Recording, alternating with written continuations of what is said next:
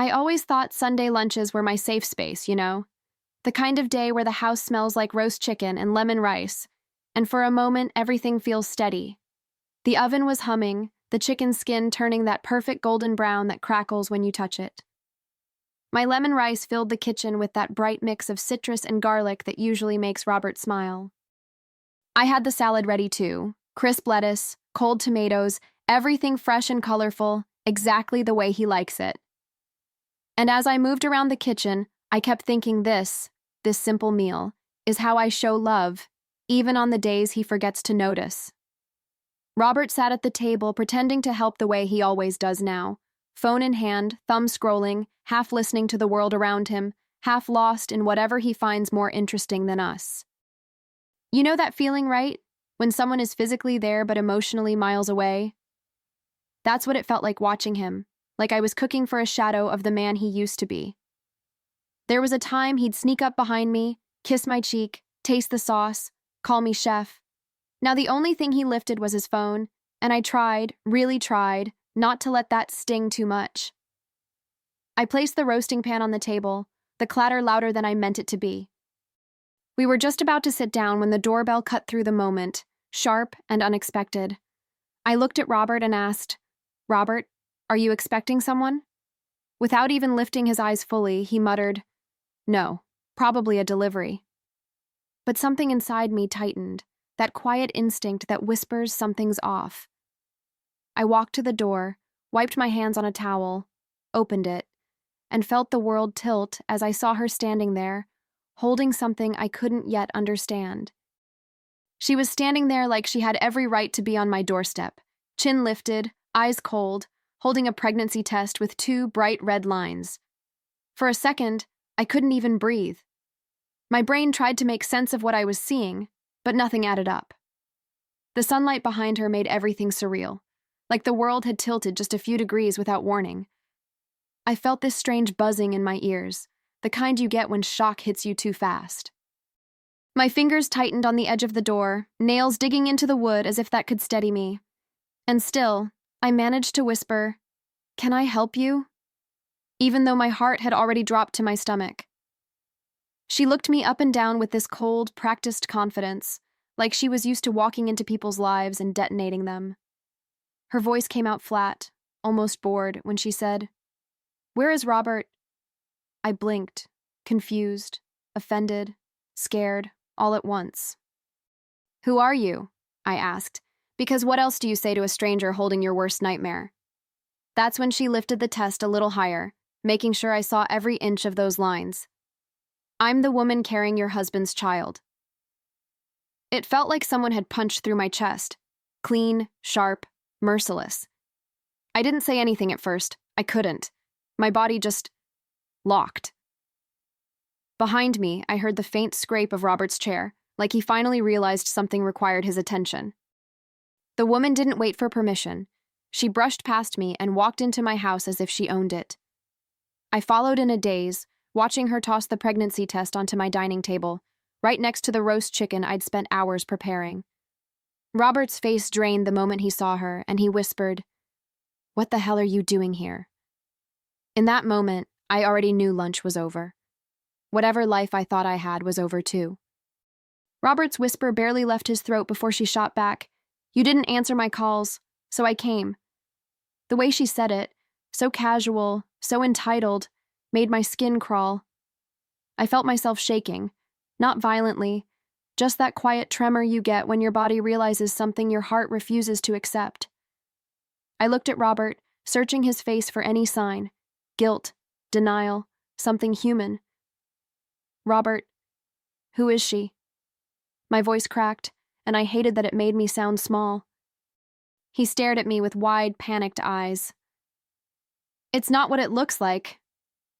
She laughed, a bitter, sharp sound that sliced right through the room. "Really? Should I tell her about the weekends? The hotel rooms?" She stepped closer, crossing her arms like she'd been waiting months for this moment. "Or the time you said you'd leave her for me?" My heart was pounding so hard I could feel it in my teeth. Every word she said felt like another blow landing. I stepped back, tears blurring the edges of everything. Robert, tell me she's lying.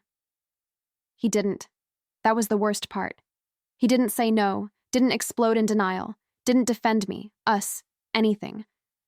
He just stood there, breathing like each inhale hurt.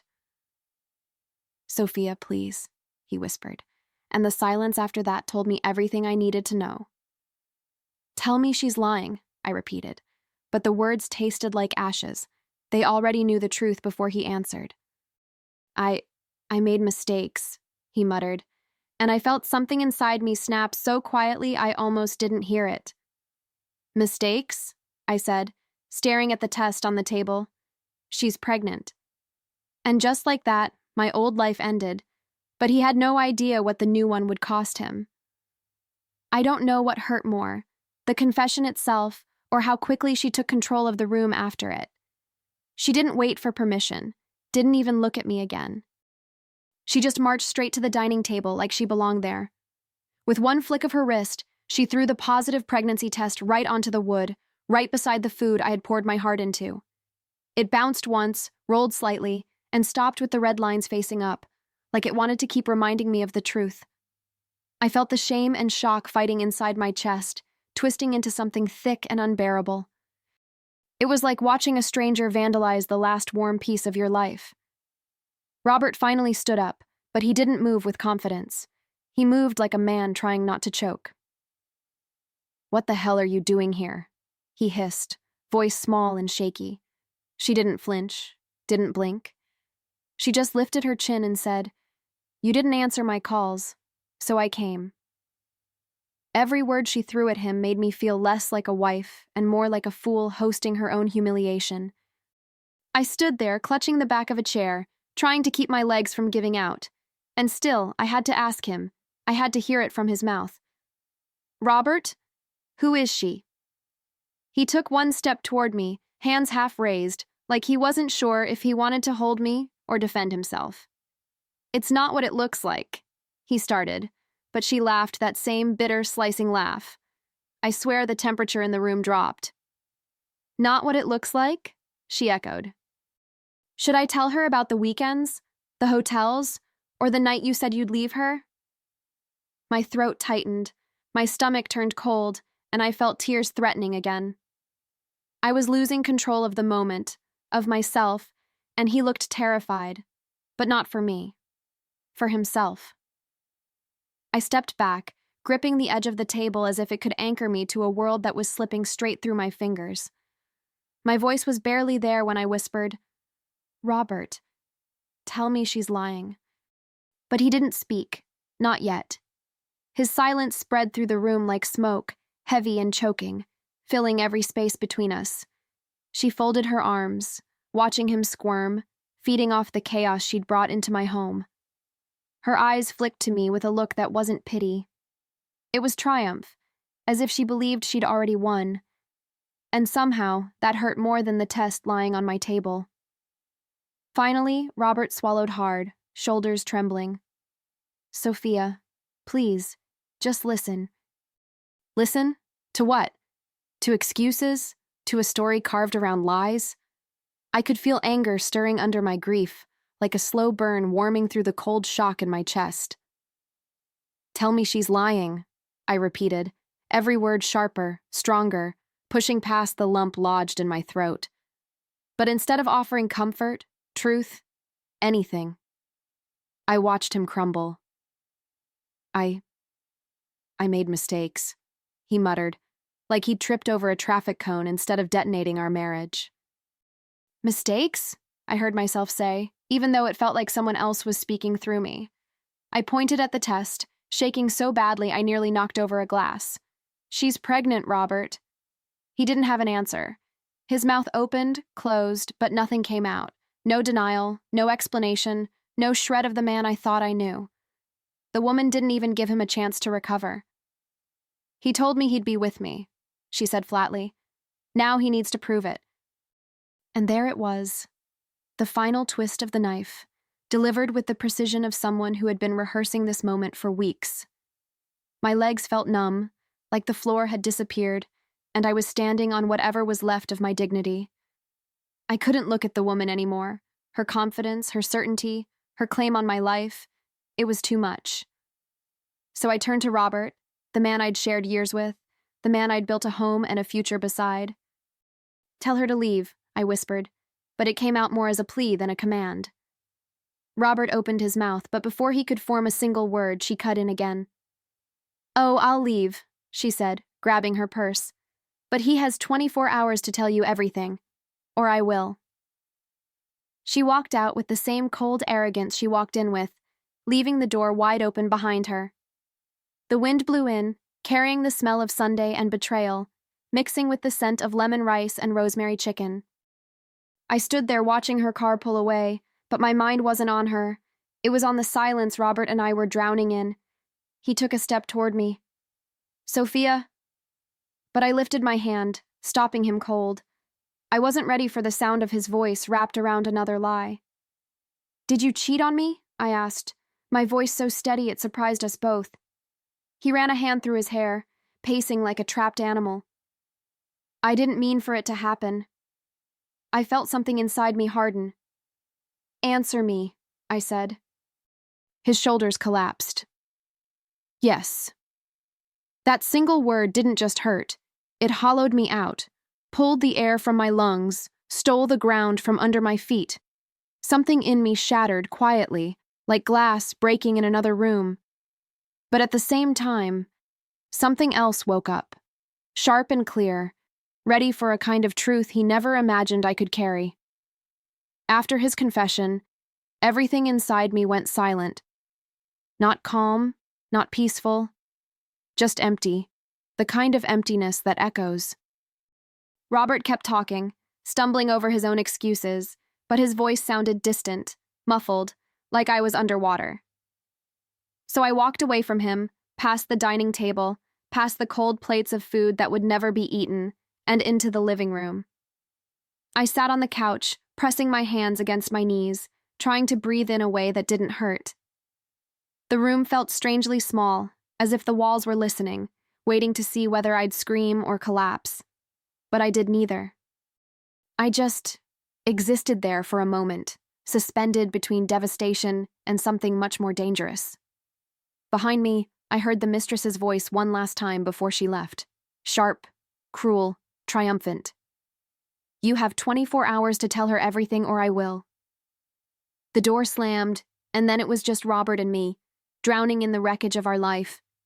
He hovered near the doorway, afraid to come closer, afraid to leave, afraid of everything he had set in motion. "Sophia, please, listen." He started, but I lifted my eyes to him, and whatever he saw there made him flinch. "Did you cheat on me?" I asked again, not because I needed the answer, but because I needed him to say it without hiding behind excuses. He tried to sit beside me, but I shifted away, and the distance between us felt like a canyon. "I didn't mean for it to happen," he whispered, head in his hands. It was pathetic, really. How small he looked, how desperate. I repeated, "Answer me," because honesty was the only thing left that he owed me. When he finally lifted his face, tears clinging to his lashes, he whispered the truth that ended us. Yes. And the sound of it, quiet, broken, was somehow worse than if he'd shouted. If you'd asked me in that moment what I felt, I couldn't have named it. Pain? Yes. Deep, suffocating pain.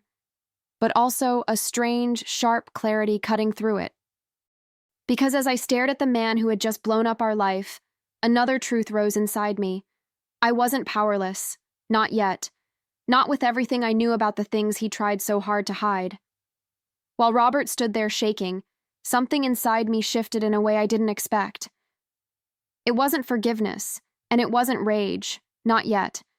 It was clarity, sharp as a needle and just as precise. I looked at him, really looked at him, and I saw a man who thought cheating was the worst thing he'd done. He had no idea, because while his affair was tearing my heart apart, another part of me remembered every secret he'd begged me to keep, every shady invoice I'd helped him organize, every undeclared payment I'd watched him pocket, every lie he told the world with a straight face. It's funny how betrayal rearranges your mind. You start connecting dots you ignored for years, not because you were stupid, but because you were loyal. I remembered the nights he asked me to just sign this real quick, waving paperwork in front of me with a kiss and a smile. I remembered the strange bank deposits, the business gifts that never existed, the messages he made me delete before he even read them. And I remembered the screenshots I kept, old, dusty, forgotten, because some instinct told me one day I might need them. Turns out, that instinct was right. Robert walked toward me slowly, like I was a bomb he'd accidentally armed and didn't know how to defuse. "Sophia, I'm sorry. I messed up. I'll fix it," he said. I almost laughed. Fix it? As if this was a scratched plate or a late bill. He knelt in front of me, reaching for my hand, but I pulled it back, and the rejection hit him like a physical blow. "You think this is about the affair?" I said quietly. "But you have no idea what's coming." He looked confused, desperate, terrified, all at once. And for the first time that day, I felt something close to control return to my body. Because while he thought I was breaking apart, I wasn't. I was waking up. And he had absolutely no idea what that meant for him, for us, for everything he'd built on lies. He thought I was the wounded wife, but I was becoming something else, a woman with nothing left to lose and every truth in her hands. Robert didn't know what to do with the silence between us, so he paced, back and forth, like a man trying to outrun the truth. He kept mumbling apologies, promises, nonsense about fixing things, but none of it landed. Because the reality was simple. The life we had was gone, and the version of me he thought he could manipulate had died the moment he said yes. What remained was someone he'd never seen before, someone he never imagined I could become. Someone who remembered things he hoped I'd forgotten, things that could burn his world to the ground. I leaned back against the couch and closed my eyes, letting my breathing steady. Not because I was calm was far away from where I stood emotionally, but because I needed my mind clear. When your heart breaks, your instincts sharpen. Mine were already assembling pieces of a plan I didn't even know I was forming. Images flashed in my head. The fake invoices he'd written in his office late at night, the files he asked me to organize, the receipts that never matched the expenses, then the undeclared income, the secret accounts, the messages he thought I never read. All the things I'd buried to protect him, things he never deserved. Robert finally stopped pacing and stood in front of me, breathing hard like he'd run a marathon in the living room. "Sophia, please." "I don't want to lose you," he said, tears forming in the corners of his eyes. Once, that might have shattered me, but now, it only fueled the steady fire building in my chest. "You already did," I whispered, opening my eyes and meeting his. And for the first time, I saw him realize that the worst thing happening to him wasn't the affair being exposed. It was me waking up to the power I held. He thought I would break. He thought I would beg. He thought I would crumble the way he always expected me to. But he was wrong, because betrayal doesn't always destroy a woman. Sometimes, it rebuilds her into someone capable of destroying the man who betrayed her. The next morning, I woke up with a kind of heaviness that didn't belong to sadness. It belonged to purpose. I didn't cry. I didn't wait for Robert to say something comforting or pathetic or both. I simply got dressed, tied my hair back, and gathered every piece of evidence he'd ever trusted me with. It was strange, really, how easy it was to find everything once I stopped protecting him. Folders, emails, screenshots, receipts, each one a tiny betrayal he thought would stay buried. I placed them neatly in a bag, the sound of the zipper sealing not just the evidence, but the fate he created for himself. I didn't tell him where I was going. He was in the kitchen pretending to drink coffee, pretending to be a man facing a normal day. But guilt covered him like sweat, and he couldn't even look at me. Fine. Good. That made it easier. I grabbed my keys, walked past him, and for the first time in our marriage, I didn't announce where I was heading. The silence between us was louder than any argument we could have had. At the lawyer's office, everything smelled like polished wood and quiet power. The lawyer, A sharp woman with calm eyes and a spine made of steel invited me to sit. When I laid the documents in front of her, she didn't blink. She analyzed. She calculated. She understood. "You realize," she said slowly, lifting one of the files, "that this could ruin him completely." I met her gaze without flinching. Good. And for the first time since my life fell apart, I felt something close to solid ground returning beneath my feet. The lawyer leaned back in her chair, tapping a pen against the stack of papers like she was weighing the gravity of each secret Robert had tried to hide. Her gaze flicked between the documents and my face, as if she was studying the kind of woman who walks into an office carrying this much ammunition. "And you want to file for divorce with a full infidelity clause?" she asked. There was no hesitation in me anymore, not a flicker. I want everything he tried to hide from me, and everyone else. The firmness of my own voice surprised me, not because I didn't feel it, but because I finally heard the strength I'd been ignoring for years. It felt like reclaiming a piece of myself I didn't realize I'd lost. We went through everything together, line by line, truth by truth, fraudulent business expenses, fake invoices he'd crafted late at night, undeclared income he'd funneled into secret accounts he thought I'd never find, witnesses he underestimated, screenshots he forgot I kept.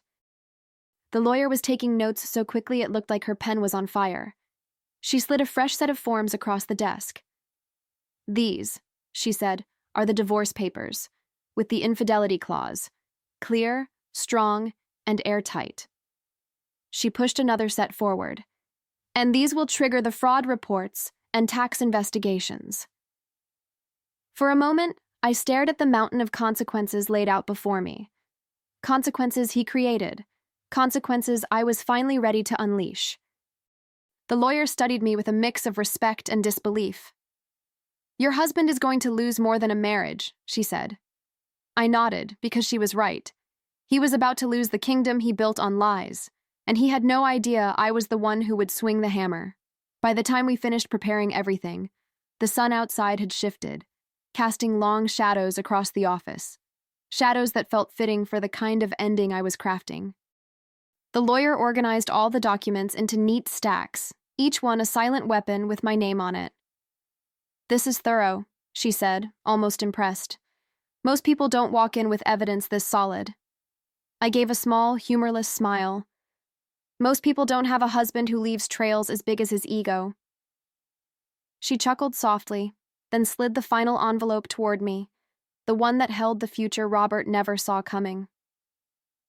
"Once you sign this, everything goes into motion," she said gently. "Are you ready?" Was I ready? I thought about the years I spent shielding him, softening his edges, covering his tracks, believing in a man who never believed in me. I thought about the woman at my door, the test on my table, the lies he fed both of us. I thought about the version of myself who would have forgiven him once upon a time. She was gone now, buried under every betrayal he tried to hide. All that remained was a woman who finally understood the value of her own strength. So I picked up the pen, took a breath that felt heavier than any I'd taken before, and signed. When it was done, the lawyer gathered everything with a slow nod, sealing the documents into envelopes thicker than my patience had ever been. "You've taken control of this," she said. "And trust me, he won't see it coming." I stood, clutching the strap of my bag, feeling taller than I had in years. On my way out, I caught my reflection in the glass door, eyes focused, posture steady, something fierce awakening behind my expression. Robert thought the worst day of his life was the day the mistress showed up at our home. He had no idea his real nightmare had just left the lawyer's office, calm, quiet, and ready. I waited for Robert that evening with a calmness that felt almost unreal, like the still air right before a storm hits. The house was quiet, too quiet, and every tick of the clock sounded like it was counting down the last moments of the life he thought he still had.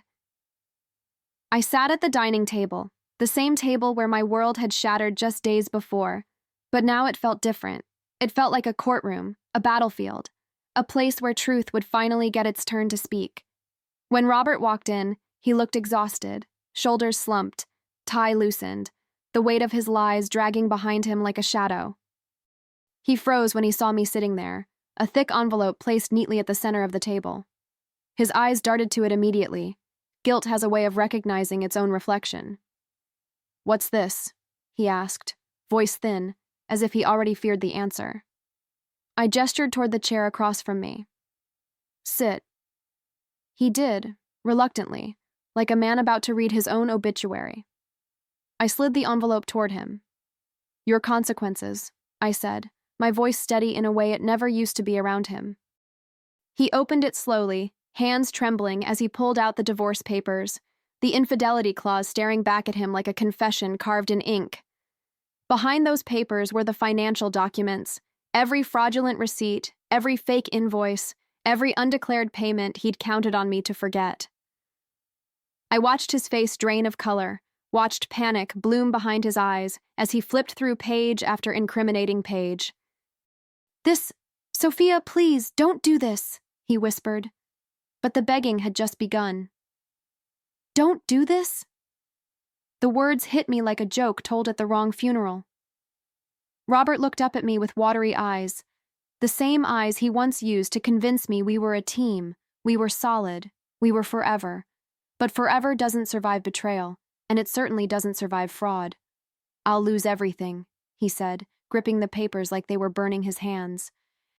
And for the first time, his fear didn't move me. It clarified things. It reminded me exactly why I was here.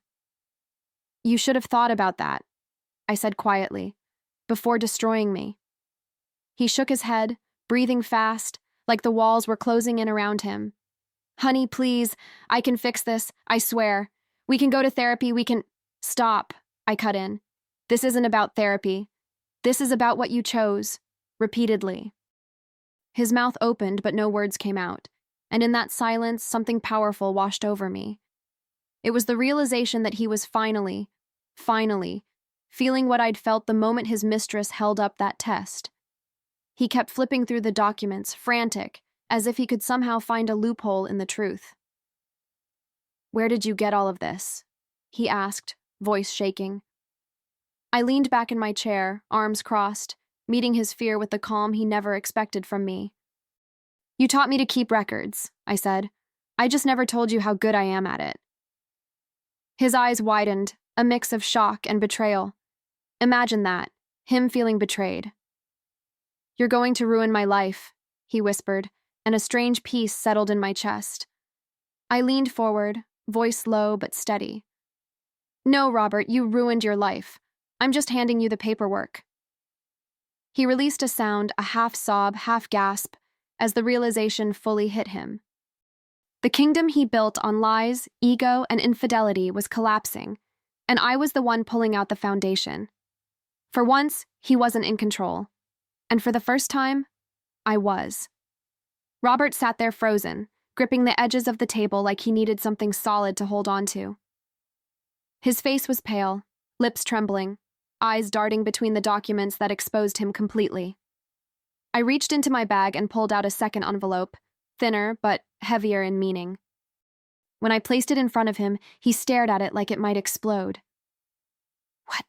What is this?" he whispered. "Give that one to her," I said. "Tell her the father of her baby is broke and under investigation." He flinched as if the words had slapped him. "No, Sophia, don't drag her into this. She didn't deserve—" I laughed, a sound I didn't plan, sharp and humorless. "She didn't deserve?" She walked into my home with a pregnancy test like she was delivering a wedding invitation. The anger inside me wasn't loud. It was controlled, steady, like coals burning hot under the surface. "She helped you destroy our marriage. Now she gets to watch yours fall apart before it even begins." He collapsed into the chair, shoulders caving inward as if someone had cut the strings holding him up. "I'm begging you," he whispered. "Please, I have nothing left." And for the first time, he was telling the truth. He really had nothing. No marriage, no business, no future that resembled the one he'd built on secrets. I stood, feeling the weight of finality settle onto both of us. "You didn't beg when you destroyed our home," I said softly. And it wasn't rage, it was justice. He pressed his hands over his face, the sound of his shallow breathing filling the room like a confession. And in that moment, I realized something simple, something freeing. I wasn't staying in that house, that life, or that version of myself any longer. The moment I walked out of that room, I wasn't his wife. I was the woman who ended his kingdom. He thought he owned the last word, but he was wrong. I did.